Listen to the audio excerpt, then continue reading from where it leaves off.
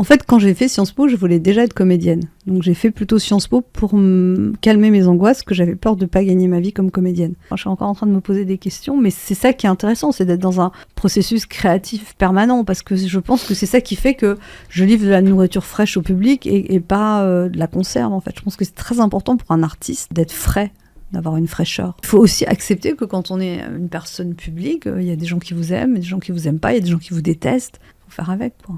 Je pleure et après je me relève, je sais pas. Tu te dis et encore maintenant, je pleure et je me relève.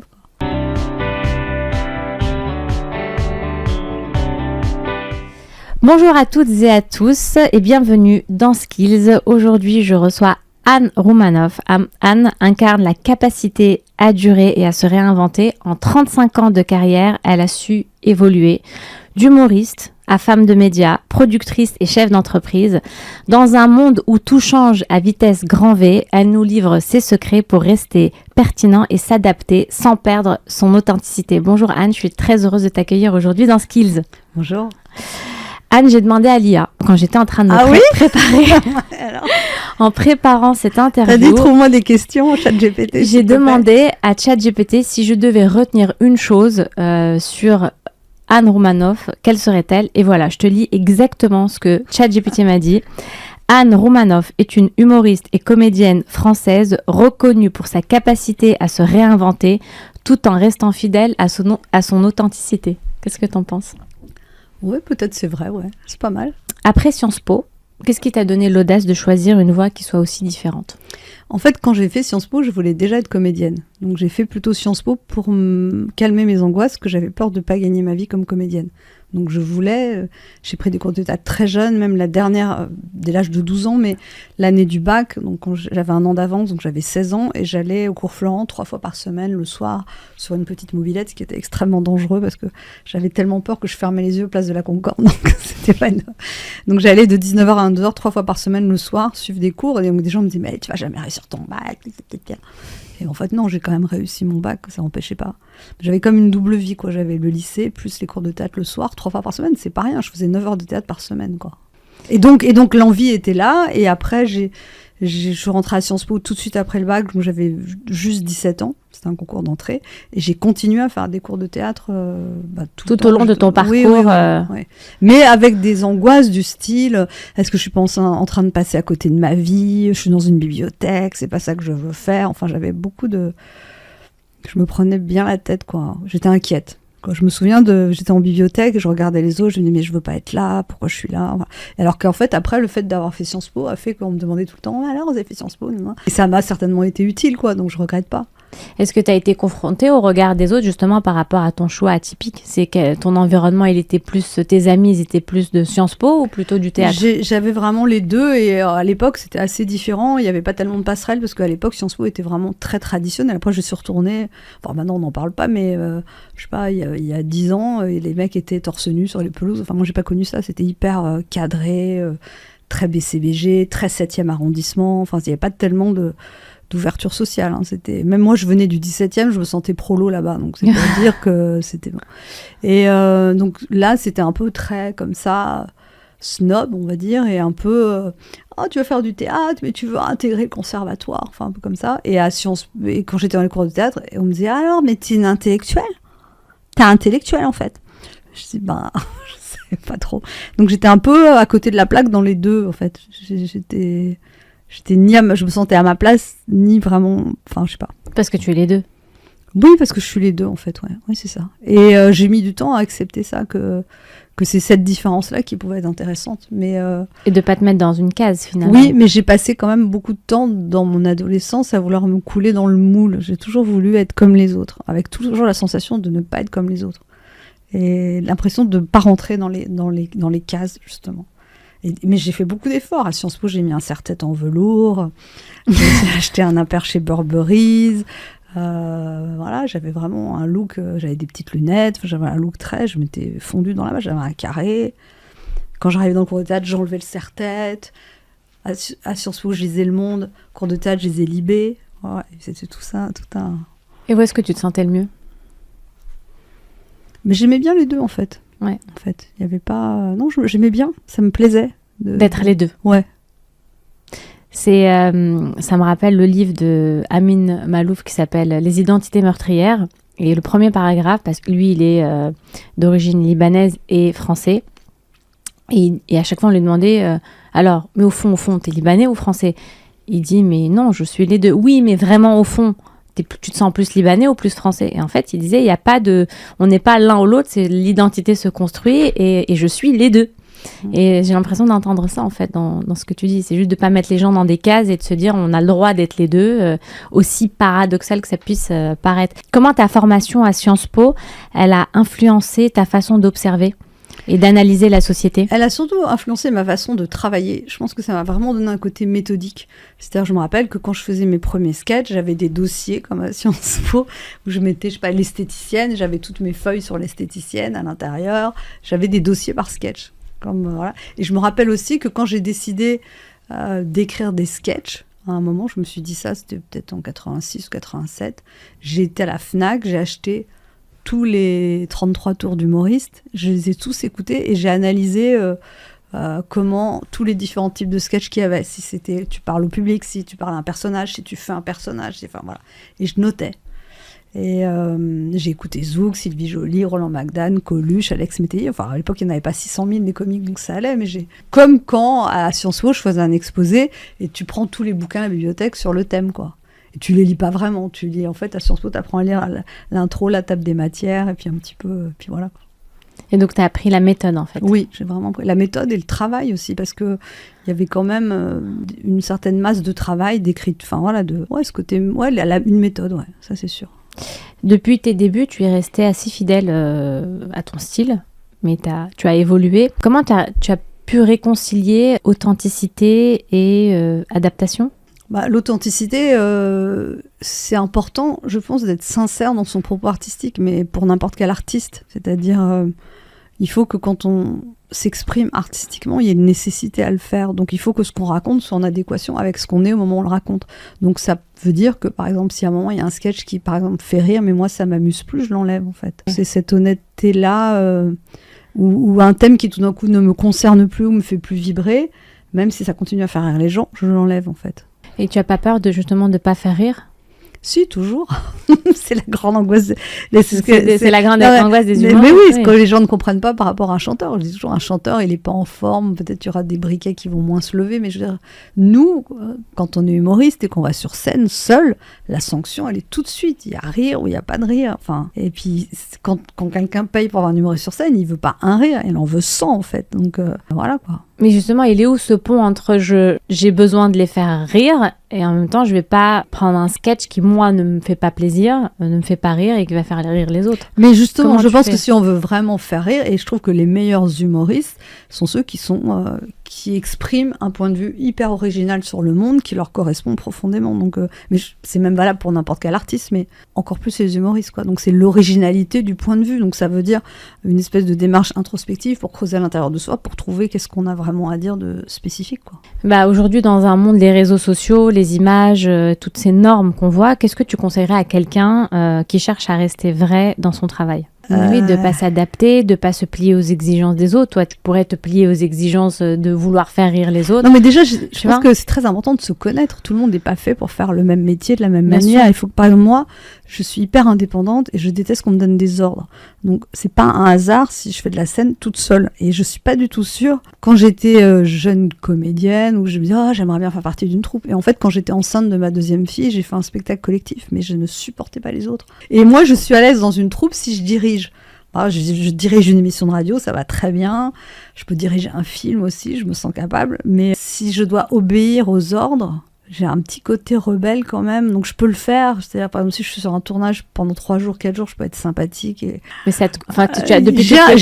en numérologie, je suis chef, donc je pense que j'ai une âme de chef, en fait. Voilà, c'est comme ça. Il faut savoir aussi, il y a des gens qui sont faits pour être des seconds, il y en a qui sont des chefs, il y en a qui sont à l'aise que dans des groupes. Moi, je sais que, c'est pas un hasard si je fais ça, en fait. Pendant longtemps, je me suis dit, mais pourquoi je fais ça ? Je voudrais bifurquer, faire autre chose. Hein. Et en fait, ça me correspond profondément, je pense. Et depuis que tu es toute petite, c'est toi qui aimes, quand tu jouais, c'est toi qui faisais les règles ? Ouais, je suis l'aînée de 4 enfants. Donc... Ouais, j'étais un peu chiante. Ouais, bah oui, c'est les artistes, les entrepreneurs. C'est justement, il y a des gens qui aiment, c'est eux qui font les règles. Et en général, ça change pas depuis l'enfance. Et donc, comment tu le trouves, cet équilibre entre l'attente du public et je vais exprimer ce que j'ai vraiment envie de dire? En fait, quand je fais des nouveaux sketchs, je les teste. Donc, en fait, j'ajuste. C'est-à-dire, je n'ai pas la science infuse, même après autant d'années. C'est toujours une surprise. Quand on crée un nouveau sketch, on cherche un nouveau point de vue, comment ça va marcher. Donc, je teste, je change. Là, par exemple, ce spectacle que je joue depuis 1 an, j'ai changé au moins 4 fois l'ordre des sketchs. Et j'ajuste, en fait. J'ai l'impression d'améliorer à chaque fois.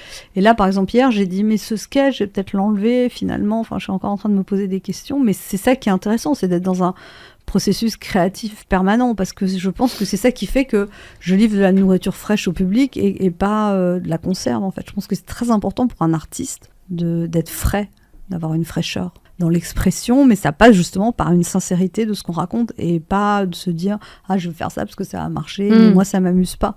Les gens, ils sentent si on s'amuse ou pas à raconter ce qu'on raconte, quoi. Tu disais, justement, je rebondis, tu disais dans une autre interview que tu étais plutôt perfectionniste. Comment on fait pour rester justement dans le plaisir quand on est aussi perfectionniste? De pas en tout cas se laisser écraser par cette exigence. Je suis pas perfectionniste maladive, mais enfin, en tout cas, quand on fait de l'humour sur scène, il doit y avoir une phrase, un rire. Donc, pour arriver à ça, c'est quand même parfois beaucoup de condenser le texte, chercher, écouter où sont les rires, retirer les passages où il n'y a pas de rire. Voilà, donc par contre, une fois que le texte, j'arrive à ça, je ne vais pas m'amuser à le changer, mais il y a aussi, et c'est ça que j'aime dans mon métier, c'est la liberté que j'ai. C'est-à-dire qu'il y a eu des fois des sketchs où j'improvise des choses que j'invente, voilà, et si c'est bien, je les garde, et donc j'invente aussi des passages, et ça m'éclate, avec le public, quelque part. Et tu dirais, toi, que tu es plutôt quelqu'un de discipliné? Je suis disciplinée, mais c'est-à-dire comme les paresseux, mais c'était déjà pareil au lycée, c'est-à-dire j'avais tendance à remettre, et puis après je pouvais bosser toute la nuit ou jusqu'à 1h du matin, ou voilà, je peux. Et c'est encore ça maintenant, c'est-à-dire j'écris pas, et quand il faut écrire, là j'écris, et s'il faut se coucher très tard, je me couche très tard, ou se lever très tôt, je me lève très tôt. Donc, mais c'est quand il y a une nécessité de produire un truc que là voilà. Mais je suis comme tout le monde, je repousse. Voilà, et puis pour tout ce qui est sport, je suis très paresseuse. Mais pareil, quand il faut y aller, je le fais aussi. Tu as traversé plusieurs générations d'humour et de changement dans le monde du spectacle. Quels ont été les moments clés pour toi de réinvention? En fait, je me suis jamais déjà sentie vraiment installée. J'ai toujours eu une espèce d'insécurité fondamentale, la peur que ça dure pas, qui n'était pas très confortable à vivre pour moi, en fait, parce que peut-être ça m'a empêché de savourer le succès. Et en même temps, je trouve que peut-être des gens qui se sont dit « Ah, c'est bon, j'ai une star », et en fait, t'es plus vigilant, et du coup, en fait, ça s'est arrêté, en fait. Enfin, je sais pas. C'est très intéressant. Et puis après, je pense aussi que c'est pas forcément l'artiste qui choisit non plus, parce que je connais des artistes très talentueux, et puis ils sont ils sont plus là, ça veut dire ils sont pas morts, mais je veux dire. Mais et puis c'est pas forcément grave non plus de bifurquer vers autre chose, mais il faut, enfin je veux dire, on peut se donner tout le mal qu'on veut, travailler, chercher, se renouveler. S'il n'y a pas une adhésion du public, ça ne marchera pas non plus. Il y a aussi une part mystérieuse dans le succès, et heureusement, quoi. Je sais que moi, il y a un livre qui m'avait beaucoup marqué. À l'époque, il n'y avait pas tellement de livres comme ça. C'était un livre que mon père m'avait offert. Ça s'appelait Anatomie du succès. Et c'était quelqu'un Nicolas Darvas, qui analysait les règles du succès. Ce livre m'avait beaucoup intéressé. Et après, je crois que c'est mon père aussi, il m'avait acheté How to be a working actor. Et il y avait des conseils, comme notamment c'était un livre américain, d'envoyer ses CV au directeur de casting et des photos. Et donc à un moment, je faisais beaucoup ça, j'envoyais tout le temps des photos. Et il y avait un directeur de casting qui m'a dit « Voilà, mais Anne, j'ai au moins 50 photos de toi. » Donc c'était peut-être un peu trop, mais il y a quand même... je trouve qu'il y a quand même des règles de base dans le succès qu'on n'explique pas forcément aux gens, comme être à l'heure, par exemple, être fiable. Je veux dire, voilà, moi je suis à l'heure, je rate pas les trains, je rate pas les avions, je tiens à mes engagements, je suis là, quoi, en fait. Mais ça, c'est hyper important. C'est hyper important pour établir une relation de confiance. Moi, c'est primordial pour moi. Mais on le dit pas forcément, on l'explique pas aux gens, ça, forcément. Non, Et l'autre chose qui est très importante aussi, c'est tout le relationnel qu'on peut avoir avec les gens. Mais ça, moi, au tout début de ma carrière, j'étais extrêmement stressée, j'avais peur que ça s'arrête, donc j'étais pas forcément aimable, mais pas par méchanceté, mais plus que j'avais peur des gens, j'étais mal à l'aise, je me sentais pas à ma place, j'étais complexée, enfin voilà. Et je pense que Même je donne ça comme conseil aux étudiants. Quand ils arrivent dans une entreprise, on ne sait jamais en fait qui va monter, pas monter. Et en fait, il faut être aimable avec tout le monde, on ne sait pas.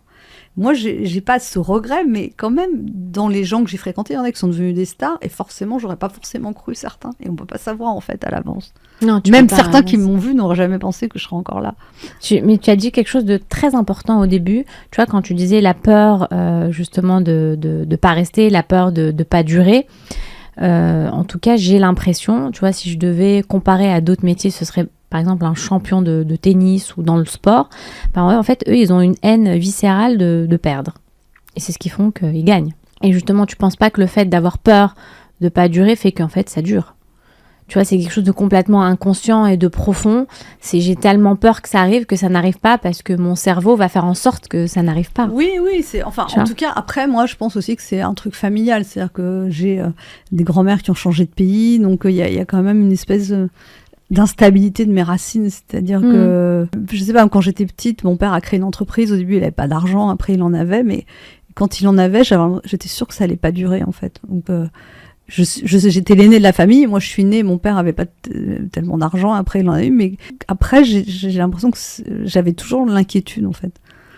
Mais je pense que c'est ça en fait qui fait que ça dure aussi, c'est cette peur c'est ça, c'est plus fort que toi finalement, tu sais, c'est ce besoin qu'on a qui fait qu'on développe un talent hors norme, ça contribue en tout cas à notre singularité, je le pense. Comment tu sais à un certain moment, tu te dis, il va falloir que je change de cap. Est-ce que tu t'es déjà posé cette question ? Mais tout le temps, en fait. Oui, parce qu'il y a des moments, il y a des modes, et puis il y a, bien sûr, donc c'est des questions que je me pose beaucoup, même maintenant, bien sûr. Oui. Mais justement, à l'IA, j'ai commencé... alors Ben, c'est ça la question, c'est comment t'es par rapport à l'arrivée de l'IA. Je sais qu'il y a beaucoup d'artistes qui sont, notamment les auteurs, qui stressent avec l'arrivée de l'IA, même dans la musique. Toi, comment tu le vis ? Je sais pas, j'ai pas essayé d'écrire un sketch avec l'IA, mais l'autre fois, je devais écrire un mail juridique un peu méchant, et j'ai demandé, comme un mail d'avocat en anglais, j'ai demandé à ChatGPT de le faire, et j'ai même pas une ChatGPT élaborée, j'ai la base gratuite, et le mail était super bien. Et après, j'ai dit à ChatGPT, réécris-le-moi encore plus méchant. Et là, la personne en face a cédé. Et une autre fois, je devais répondre à quelqu'un et j'étais par contre moi un peu agressive. Et j'ai dit à ChatGPT, peux-tu me réécrire ce mail de manière plus sympathique, plus chaleureuse. Et ça a été fait aussi. Je trouvais ça assez surprenant. Tu penses l'utiliser un jour ? Bien sûr. Dans tes sketchs ? Je sais pas dans mes sketchs, mais moi je vois par exemple, j'ai une fille qui a 22 ans, elle l'utilise énormément, quoi. Même l'autre fois, elle voulait écrire un truc, je peux pas faire un problème, mais un post LinkedIn, elle a dicté à ChatGPT et le mec lui a répondu. Et oui, le mec de ChatGPT a répondu. On lui dit, non mais par audio, je dis, mais c'est qui ce mec ? Elle me dit, je sais pas, c'est un Québécois, il parle en anglais, mais je voudrais une femme, mais j'arrive pas à changer. Je dis, ok, mais c'était lunaire, quoi. Donc je pense que les jeunes générations, ils manipulent ça, et ça fait partie de nos vies, mais c'est pas plus différent que l'arrivée d'Internet, où tout le monde avait très peur aussi de l'arrivée d'Internet, puis après il y a des choses géniales, des choses épouvantables, donc voilà. Mais toi tu le prends de façon positive, tu n'as pas peur. Mais oui, et puis ça peut aussi apporter des choses et faire gagner du temps, j'espère, pour des tâches qu'on fait, je sais pas. Non, moi ça m'intéresse, tous les trucs nouveaux, je trouve que c'est... Quelles sont les qualités pour toi pour se réinventer ? Les qualités essentielles pour se réinventer ? Alors déjà, de pas être arc-bouté sur le passé en disant j'aimais mieux avant, c'était mieux avant, enfin ça c'est l'antithèse. Et puis de se dire que c'est passionnant, la nouveauté, ce monde qui change, moi je trouve, à observer. Il y a des choses qui me bousculent, qui me déstabilisent, mais c'est ça je trouve ça super intéressant aussi. Et je pense que c'est important de se penser comme dans un flot. Il y a une rivière qui coule et on suit les méandres, des fois on se cogne, machin, mais il faut être en mouvement en tout cas. Ça me paraît super important. Donc ça veut dire, par exemple là, après-demain, on m'a demandé, c'est un message LinkedIn, on m'a demandé d'aller... des gens voulaient que j'aille faire une conférence sur l'éloquence à King's College, d'accord, pour une association en français. J'ai dit non, mais moi je fais pas de conférence, je suis nulle en conférence. Et c'est vrai, j'aime pas faire des conférences, ça m'intéresse pas. Et j'ai dit par contre, je veux bien faire un atelier. Et du coup, je vais faire un atelier pour expliquer à des étudiants des trucs sur l'expression orale. Je trouve ça me fait marrer de faire ça. C'est incongru, je le fais. Donc c'est aussi, je pense, être ouvert à des nouvelles expériences, et puis après d'écouter ce qu'on ressent aussi, parce qu'encore une fois, il n'y a pas de règles. il y a une chose qui peut être bien pour quelqu'un et pas bien pour une autre. Il n'y a pas de règle. Je pense que l'intuition, elle est super importante aussi. Tu stresses quand tu entames des choses nouvelles, même si tu as une carrière incroyable. Tu as le fait, par exemple, d'aller à King's College ou de faire des choses différentes. Est-ce que c'est quelque chose qui te stresse parce que c'est de la nouveauté alors moi, ou tout pas? ce qui me change de mon métier, pas de la routine de mon métier. Non, mais il y a quand même un côté où tout m'intéresse. Ça m'apporte des choses, en fait. Par exemple, pendant le Covid, j'ai créé une association qui existe toujours, où j'équipe des salles de repos de soignants. En fait, c'est une expérience qui m'a... ça m'a procuré beaucoup de plaisir parce que j'aime bien aider les gens, mais ça m'a fait rencontrer des gens, ça m'a fait développer ce qu'on dirait des skills, des nouvelles compétences que j'avais pas avant, qui m'ont servi après pour d'autres choses. Donc, je trouve que ça, c'est important. Je trouve qu'à un moment, si t'es artiste et que t'es là, juste concentré sur ta petite carrière et tu penses que à ça, à un moment, c'est étouffant, en fait. Enfin, je veux dire que faire des choses avec les autres, des projets, des choses nouvelles, ça, c'est galvanisant. Ça te fait rencontrer des gens, ça te sort de ta zone de confort, ça te fait grandir, ça te fait creuser en toi-même, ça te fait te remettre en question. Enfin... Et moi, je dois dire aussi que mes enfants, en tout cas, m'apportent beaucoup, et notamment ma deuxième fille. Par exemple, je me souviens que le Google Drive, c'est elle qui me l'a montré, mais je sais pas, il y a 10 ans. Et après, j'avais mon émission de radio, on a tous bossé sur un Google Drive, mais juste, ça changeait la vie, parce que quand t'es plusieurs à écrire un texte, clac, clac, on avait tout sur... voilà, donc je la remercie. Je l'aurais su peut-être me servir d'un Google Drive avant, mais ça a fait que... voilà. Tu restes connecté, en tout cas, justement, tu passes tu commences avec la classe et tu te retrouves sur YouTube.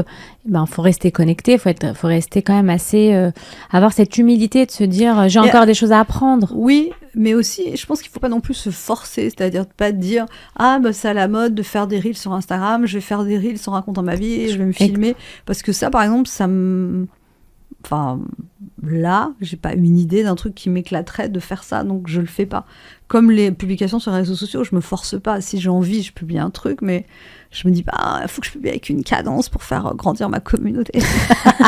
Avoir plus de followers. Non, mais j'essaye justement d'être fidèle à ce que je ressens, quoi. Et pour être fidèle à ce que tu ressens, tu t'écoutes, tu te dis, est-ce que là je prends du plaisir? Oui. Oui. C'est ça en fait, c'est ça l'indicateur que tu as. Est-ce que je m'amuse? Oui, c'est ça. Ou je me fais chier. Et il y a des fois des choses qu'on me propose, des pièces et je dis, en fait, ça me tombe des mains. C'est pas que c'est mal écrit, mais j'ai pas envie, en fait. Même si je pourrais venir stratégiquement, ce serait bien que je fasse ça à ce moment-là, mais non, ça m'ennuie, en fait. C'est quand même une chance d'aller sur scène, de pouvoir raconter ce qu'on veut, enfin, avec la contrainte de faire rire les gens, mais quand même, c'est une liberté assez grande, je trouve. Oui. Et quand tu dis faire rire les gens, tu sais pourquoi tu veux faire rire les gens? C'est une bonne question. Je sais pas. Peut-être parce que dans ma famille, il y a des gens qui ont beaucoup pleuré. Non, mais il y a peut-être un truc... Oui, c'est très particulier comme métier. Très particulier. Et après, dans ce que je fais, il y a une dimension sociologique aussi, où je parle de la société. Il se trouve que mon vrai grand-père, mon grand-père biologique, était un très grand sociologue. D'accord. Et je me dis que ça a peut-être un lien. De même, quand j'ai écrit, à un moment, j'écrivais pendant 14 ans de chronique dans un journal, mon autre grand-père, qui n'était pas biologique, mais était un journaliste. Donc, en fait, ce que je fais est quand même relié à la sociologie, au journalisme. Et j'avais une grand-mère qui rêvait d'être artiste et d'être célèbre. Donc, et qui faisait rire les gens en société. Donc, est-ce que j'ai pas fait ça? Et mon autre grand-mère, ma grand-mère russe, elle collectionnait les biographies d'acteurs. Donc, est-ce que j'ai choisi ce que je fais, ou est-ce que j'ai été conduite à le faire, ou est-ce qu'on m'a guidée? Je sais pas. Mais c'est pas anodin, en fait, que j'ai ces grands-parents-là. Non, bien sûr. Parce que tu as dit dans une autre interview, si j'arrive à extraire les gens d'un quotidien difficile pendant 1h30, c'est déjà pas mal. Pourquoi c'est si important pour toi d'offrir cet espace aux gens? Alors, je sais pas si je fais ça pour les gens ou pour moi, je sais pas. Parce que c'est un peu... Ouais, je fais ça parce que en fait je fais du bien aux gens et c'est ça qui me nourrit. Non, le syndrome Miss France. Non, mais je pense que ça me procure du plaisir d'être sur scène. Moi, j'aime beaucoup aussi le fait de changer de personnage, de changer de milieu social, de naviguer entre des milieux sociaux, de faire une femme très populaire, une femme chic. Voilà, ça me passionne. Comme ça, de pas être dans une vie. Et je pense que le fait que je puisse passer d'un personnage à l'autre, ça donne aux gens à mieux comprendre les autres et se dire, tiens, c'est comme ça d'être telle ou telle personne. Et Je me dis, pour qu'une carrière dure aussi longtemps, évidemment avec des hauts et des bas, il y a forcément quelque chose à laquelle on se rattache. Donc il y a la peur, bien évidemment. La peur, je pense, ça non, fait je pense partie de nous, qu'il y a mais peut-être la quelque peur chose- et il y a le plaisir. J'ai beaucoup de plaisir à faire ce que je fais. Je m'amuse vraiment. Et ce qui est toujours aussi assez bizarre, mais on ne sait pas pourquoi, c'est que je peux être au 8e sous-sol, j'ai des problèmes dans ma vie, je suis déprimée, je suis fatiguée, je me dis, ah. Dès que j'arrive sur scène, en fait, il y a un truc qui se passe, qui m'échappe et qui fait que je vais donner de la joie aux gens et que pourquoi, comment, je sais pas. Je suis encore étonnée après toutes ces années de ce truc qui se passe en fait. Bah, si tu devais laisser une trace, ce serait laquelle? J'habitais dans un pays où je ne te connaissais pas et on devait me parler de toi, qu'est-ce que tu aimerais qu'on dise de toi, qu'on me dise? Non, je fais rire les gens, je sais pas. C'est ça. Quelle est ta vision de la réussite? Est-ce qu'elle est uniquement professionnelle ou aussi personnelle? Non, bien sûr, elle est personnelle. Par exemple, pour moi, c'était très important d'avoir des enfants, d'avoir une famille. Et je pense que Bon, après, il y a des artistes qui n'ont pas d'enfants, qui sont très épanouis, mais moi, je pense pas. Et après, il y a la sérénité qu'on peut acquérir ou pas. Mais après, moi, je considère que la vie, c'est un chemin et j'essaye tout le temps de travailler pour m'améliorer, pour m'alléger. Voilà, donc je fais un travail, même si ça se voit pas, mais j'essaye d'être mieux dans ma peau. Et je pense être mieux dans ma peau maintenant que quand j'avais 20 ans, quoi. Mais tu t'as fait comment pour concilier les deux? Vie pro, vie perso? Je pense que quand mes enfants étaient petits, c'était pas facile. J'avais toujours un sentiment de culpabilité parce que j'ai beaucoup voyagé. Et voilà. Mais après, j'ai fait aussi beaucoup d'acrobatie horaire, de prendre des trains, des avions tôt le matin pour être là au réveil, avec des gens qui s'en foutaient de plus en plus. C'est ah, t'es là, ah, t'es rentrée, bon, ok, bah oui, je suis rentrée. Oui, voilà, mais bon, après, et ça m'a donné aussi un côté joignable, 24 heures sur 24, à tout. Enfin voilà, à côté, je fais des rédactions à distance, j'aide, enfin voilà, il y avait ce côté-là. Mais j'aime bien faire ça, en fait. Donc je sais pas si je me le suis pas imposé, ça me fait plaisir aussi de me rendre utile. Si tu avais un conseil à donner justement pour pouvoir concilier ces deux aspects, ce serait lequel? Femme ou homme, tu sais, de concilier, c'est un sujet assez actuel, c'est cet équilibre justement du travail, de la vie personnelle, ce serait lequel? Je pense que ça dépend des gens, ça dépend aussi des enfants, chaque enfant a des besoins différents, chaque période des enfants est différente, des fois ils ont envie de vous voir et des fois non. Je sais pas, encore une fois, je pense qu'il faut s'adapter à faut suivre ce qu'on ressent, en tout cas il faut pas se culpabiliser non plus. Après je disais souvent, je suis plus souvent là qu'une hôtesse de l'air. Tu crois au temps de qualité? Tu te disais le plus important, non, ça, c'est des conneries. Non, alors l'important, c'est que vous passez un temps de qualité avec vos enfants, même s'il est court. Non, je pense que les gosses, ils veulent du temps, point. Et puis après, l'attention aussi. Mais après, il y a aussi différents types d'attention. Il y a des parents qui sont là et qui sont pas là. Et il y a des mères qui sont toute la journée, elles se font chier. Et elles détestent enfin, pas elles détestent, mais elles s'emmerdent. Et ça se voit. Non, mais... Et puis, tu vois, tout dépend de la relation qu'on a. Chaque enfant est différent, en fait. Donc, je pense aussi. Et puis chaque âge est différent, il n'y a pas les mêmes besoins aussi à chaque âge, donc encore une fois je pense que c'est une adaptation permanente. Les habitudes que tu as changées, ce seraient lesquelles? Quand tu disais j'ai travaillé sur moi, est-ce qu'il y a des habitudes que tu as changées consciemment parce que tu savais qu'elles allaient avoir un impact assez important dans ta vie? Je pense que je savoure plus les choses maintenant. Avant j'étais tellement dans le stress que c'est là, une espèce de tension permanente. Donc là, je suis quand même plus apaisée quand même. Voilà. Et je me dis, je suis toujours étonnée que ça fasse si longtemps que je fasse ce métier. Pourquoi j'ai pas changé de métier? Pourquoi j'ai toujours... Peut-être je sais faire que ça, je sais pas. Mais non, il y a un côté mystérieux aussi. On sait pas. Et c'est bien de pas savoir aujourd'hui, après 35 ans de carrière. Le plaisir. J'ai vraiment du plaisir sur scène. D'ailleurs, c'est l'endroit où j'ai, je crois, le plus de plaisir. Plus de plaisir que être derrière un micro, plus de plaisir qu'être devant des caméras. Enfin, la scène, c'est quand même un espace de liberté assez incroyable, quoi. Les gens sont là, Après, encore une fois, je dois les faire rire, c'est pas rien, mais sinon, je suis libre de raconter ce que je veux, comme je veux, de jouer les personnages que je veux, c'est super, quoi.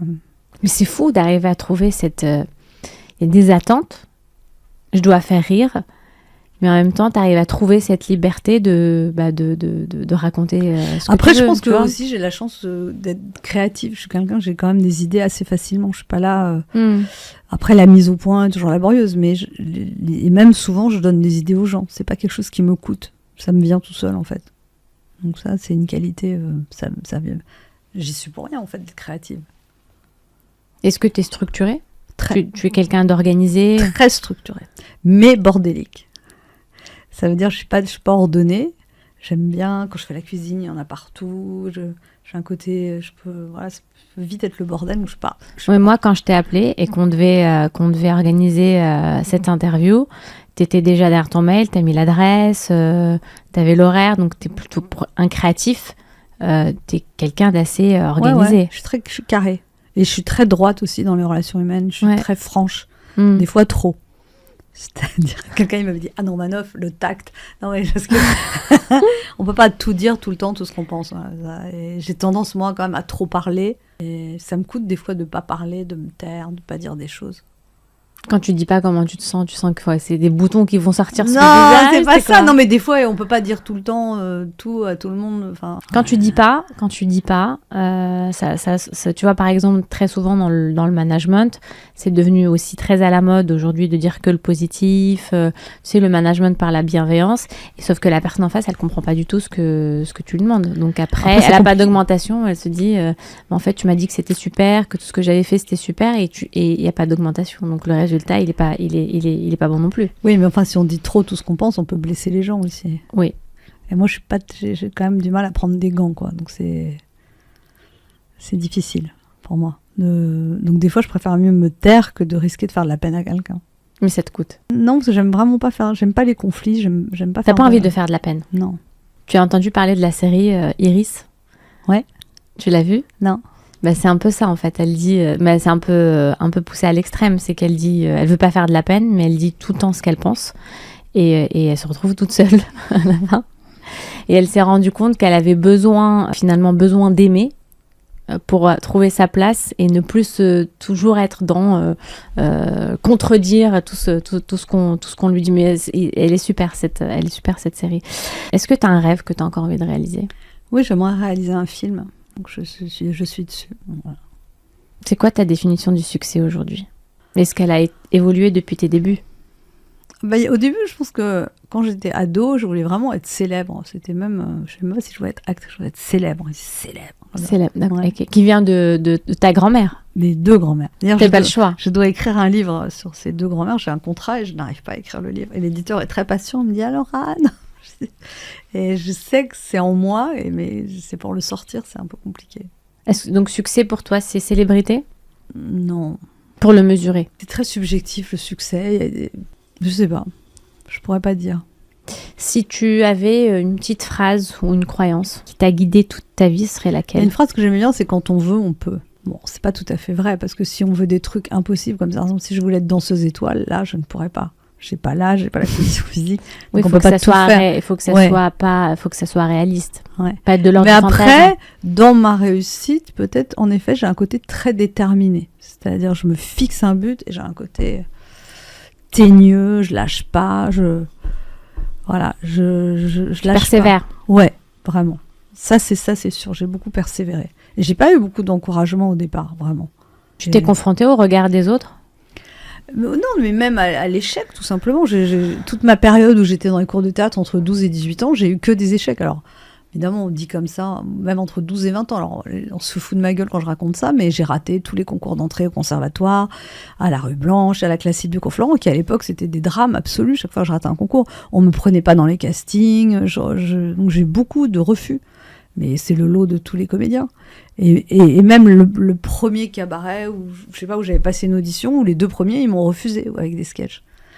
Donc si je m'étais arrêtée là, j'aurais rien fait. J'ai continué. Et comment t'as fait pour rebondir, justement? Ce côté. Qu'est-ce que tu as appris, justement, des noms et des échecs? Parce que t'aurais pu te dire, tu aurais pu te remettre en question et te dire, j'ai pas de talent. À l'époque, à chaque fois, je m'effondrais, et puis après, je repartais au combat, mais j'ai toujours eu je sais pas, ça je sais pas d'où ça vient, j'ai une nature comme ça, quoi. Ambitieuse?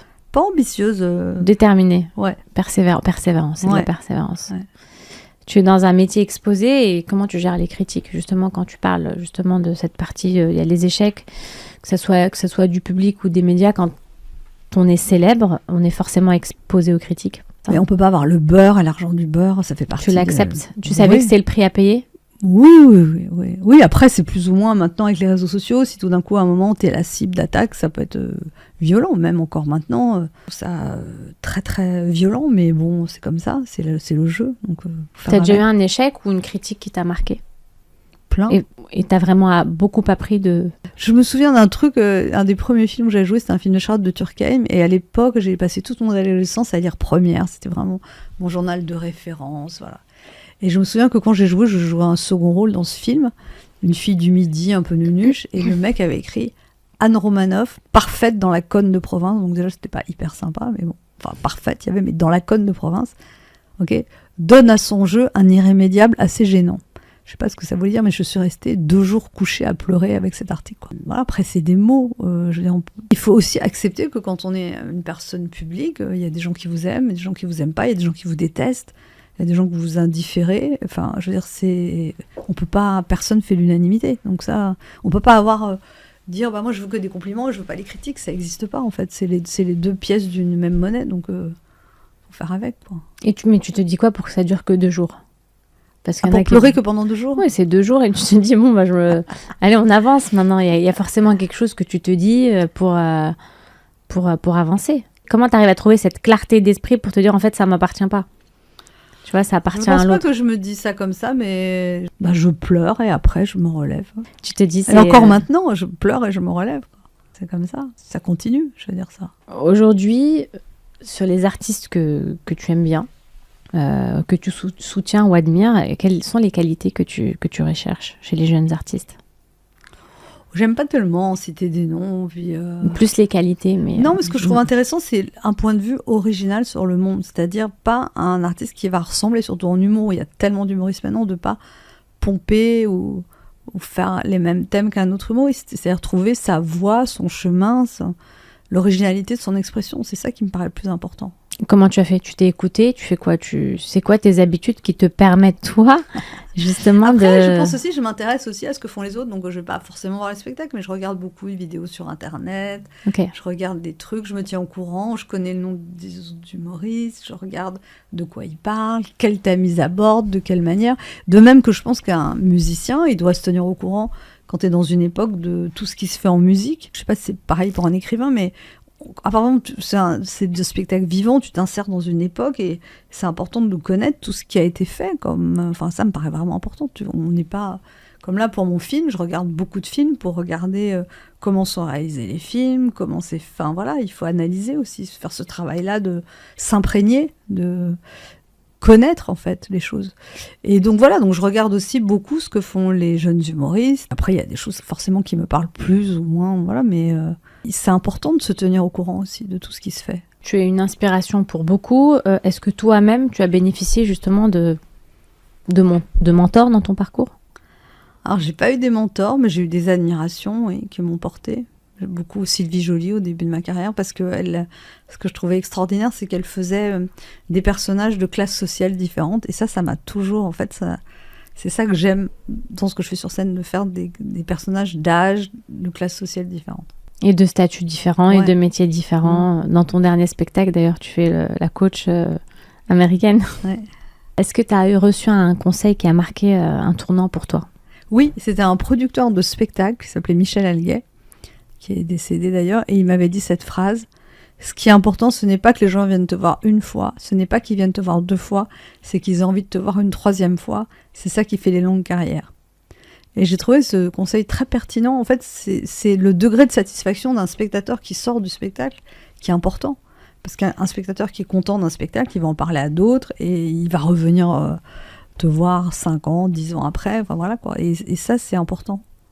J'ai trouvé ça super intéressant. Et c'est pas quelque chose que j'avais beaucoup entendu. Ton initiative Solidarité avec les soignants pendant la pandémie a marqué les esprits. Qu'est-ce qui t'a motivé à t'engager aussi activement dans ce projet ? En fait, j'ai toujours été marraine d'association, mais j'avais jamais moi-même eu mon association et j'ai toujours été très émue par les soignants. J'avais fait un sketch sur Europe 1 qui a eu pas mal de succès où je parlais des infirmières et de leur don de soi. Ce qui me touche chez les soignants, c'est leur altruisme, le fait qu'ils s'occupent des autres en étant très mal payés. Enfin, je sais pas, ça me touche. Et donc, au moment de la pandémie, j'avais une émission à la radio tous les jours et je me demandais ce que je pouvais faire. Et donc, j'avais postais des messages sur Facebook en disant aux soignants mais de quoi vous avez besoin, enfin voilà.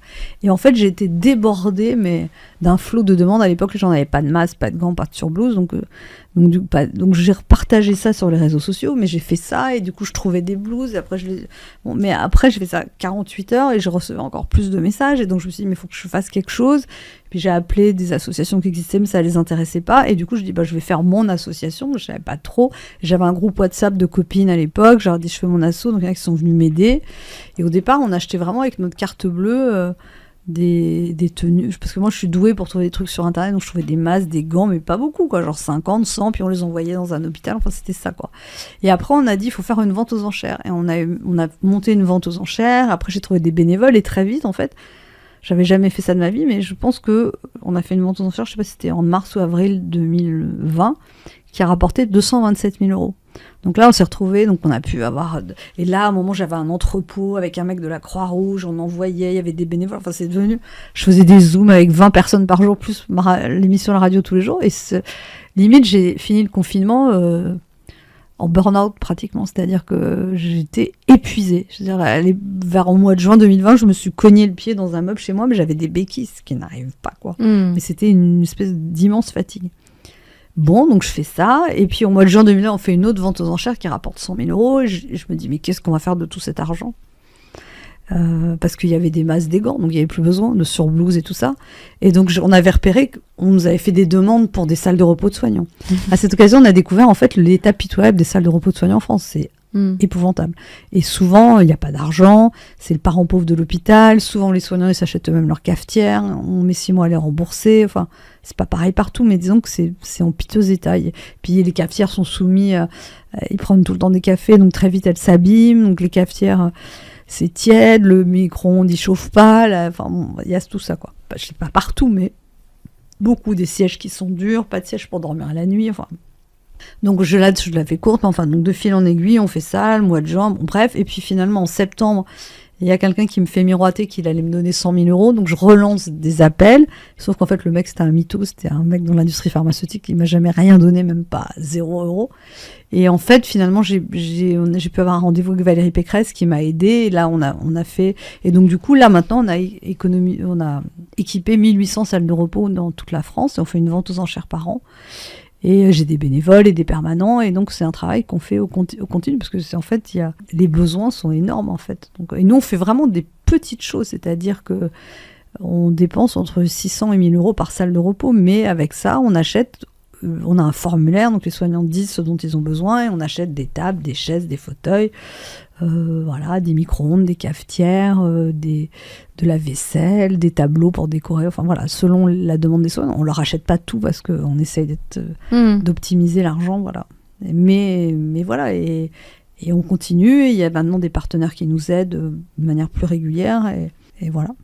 Donc là, tu vois, quand je t'entends parler, quand tu parles de cet engagement, j'ai l'impression, tu vois, par rapport à la question que je t'ai posée juste au début, tu sens pas du tout que tu fais les choses pour toi.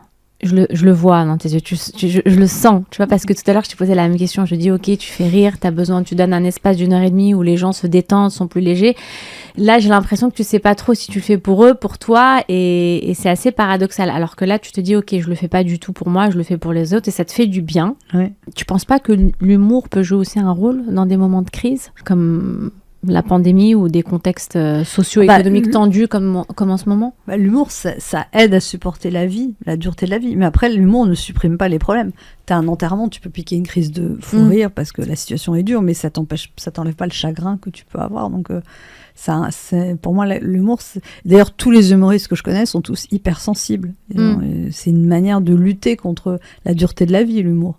Et après, t'as des gens hypersensibles qui sont pas du tout humoristes. Donc il suffit pas d'être hypersensible pour être humoriste, c'est autre chose, quoi. Donc tu sens pas qu'il y a un engagement derrière justement ce métier d'humoriste qui est détaché de la célébrité? Peut-être. Mais après je vais pas faire genre, en vrai je fais ça par altruisme, non, je sais pas. Peut-être. Mais oui, il peut y avoir un paradoxe. Non, mais il y a certainement une dimension où on fait du bien aux gens, mais après ce serait malhonnête de dire que c'est ça qui me motive quand même, je sais pas.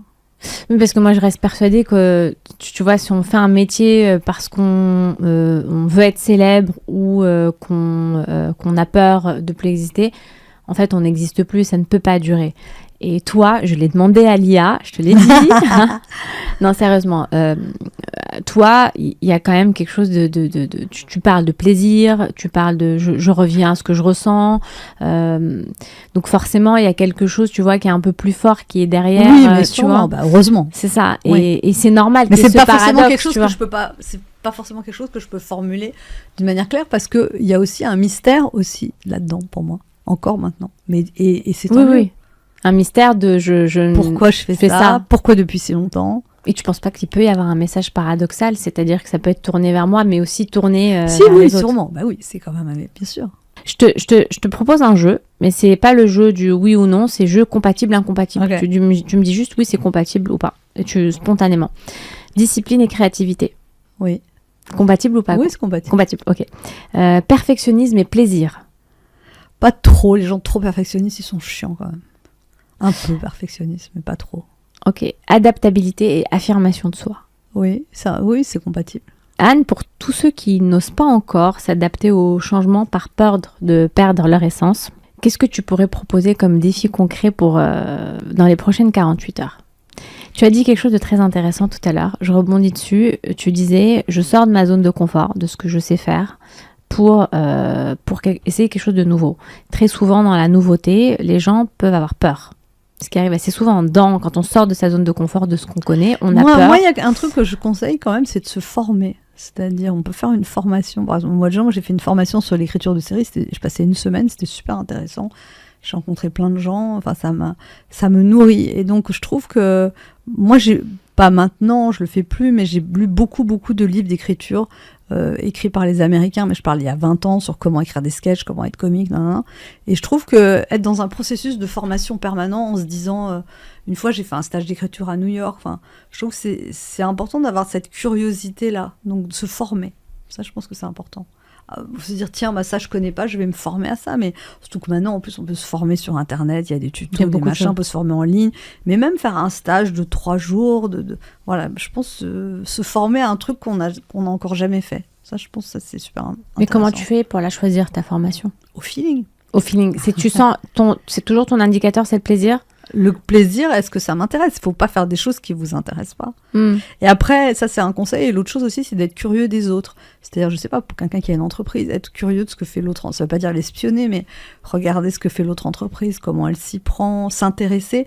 Et s'intéresser aussi à tout ce qui se fait à l'étranger. Parce que des fois, on peut être enfermé dans un truc franco-français, de s'ouvrir. Être curieux, en fait. Je pense que ça, c'est très important. Être curieux des autres. Et même quand on rencontre des gens, moi, je pose beaucoup de questions aux gens, d'où ils viennent, qu'est-ce que font leurs parents, et très vite, les gens me racontent. Mais c'est ton talent aussi d'observatrice qui te permet de oui, t'intéresser sincèrement à l'autre. Oui, mais il faut avoir une curiosité des autres, et on ne sait pas qui va vous amener à quoi et vous apporter quoi. On ne peut pas le savoir. Donc, des fois, on croise des gens, c'est important d'être, ça veut dire être ouvert, en fait. Oui, de ne pas forcément être dans la stratégie, mais dans le jugement. Et très souvent, en fait, ça me frappe. On se dit, telle personne, elle est utile, je vais l'approcher. Mais en fait, cette personne, il y a 10 000 personnes qui l'approchent parce qu'elle est homologuée comme utile, donc personne, elle va pas te calculer plus. Alors que, par exemple, tu as une petite meuf dans un coin qui ressemble à rien, tu discutes avec, et puis en fait, elle va t'amener à... on sait pas par où les choses passent. Donc, il faut avoir une curiosité. Et on sait jamais aussi vraiment à qui on a affaire. Quand tu dis on sait jamais à qui on a affaire, toi, tu es plutôt à donner ta confiance et après on verra, ou plutôt je donne ma confiance petit à petit, il faut me la prouver. Fondamentalement, je donne pas du tout ma confiance, mais sinon, le contact, je le fais facilement. Tu donnes jamais ta confiance? Si. si. Et qu'est-ce qu'il faut pour avoir ta confiance? Quelles sont les trois valeurs? Je pensais plus à un mec, en fait. Je pensais pas aux professionnels. Non, mais ça peut être même une relation amicale. Quels sont les trois critères vraiment? Ah non, mais moi, alors, en vérité, encore une fois, je me force pas. C'est-à-dire, j'ai envie de voir les gens, je les vois, j'ai pas envie. Je suis pas. J'écoute ce que je ressens. Ça, c'est vraiment important, ça, quand même. Ouais, mais tu sais, c'est naturel pour toi, mais ça peut être compliqué pour moi, je d'autres. trouve que c'est important. Si tu me demandes. Si tu regardes la Anne qui a 20 ans, si tu devais lui dire une chose... Détends-toi, ma fille. Arrête de stresser comme ça. Oui, vraiment. Ça va aller. Détends-toi. Ok. J'ai passé beaucoup de temps quand même à être trop stressée. J'aurais aimé traverser tout ça en étant moins tendue. Vraiment. Tu arrives à le faire aujourd'hui, un peu plus. Oui, quand même. Qu'est-ce qui te permet de le faire? Je rigole plus, en fait. J'ai plus de recul sur les choses, sur les gens. Heureusement. Je suis moins premier degré, on va dire. Tu dis, tu aimes faire rire les gens, mais est-ce que toi, tu aimes rire? C'est important pour toi Oui, d'être entouré de j'aime. personnes qui te font rire? Oui, oui, oui. Par exemple, là, j'ai un coiffeur, il me fait beaucoup rire. On rigole, je fais des blagues. Il dit quoi? Et l'autre fois, il voit un gamin, c'était un gamin, j'ai fait attention, il débute, c'est la première fois qu'il connaît le gamin. Non, mais oui, non, j'aime bien, c'est important pour moi de rire avec les gens. T'as besoin de légèreté? Non, c'est pas de légèreté, par exemple, j'ai un coach sportif, je rigole beaucoup avec lui, et avant j'en avais un, il était peut-être plus musclé, mais il me faisait pas rire. Pour moi, c'est important, la connivence avec le rire, c'est super important. Sinon, je m'ennuie, en fait. Même avec un mec aussi, il faut que je rie, quoi. Quelle personnalité inspirante pour toi t'aimerais écouter dans un prochain podcast? Laurent Soli, le patron de Meta, je le trouve très intelligent. Merci beaucoup, Anne, pour ce partage authentique et inspirant.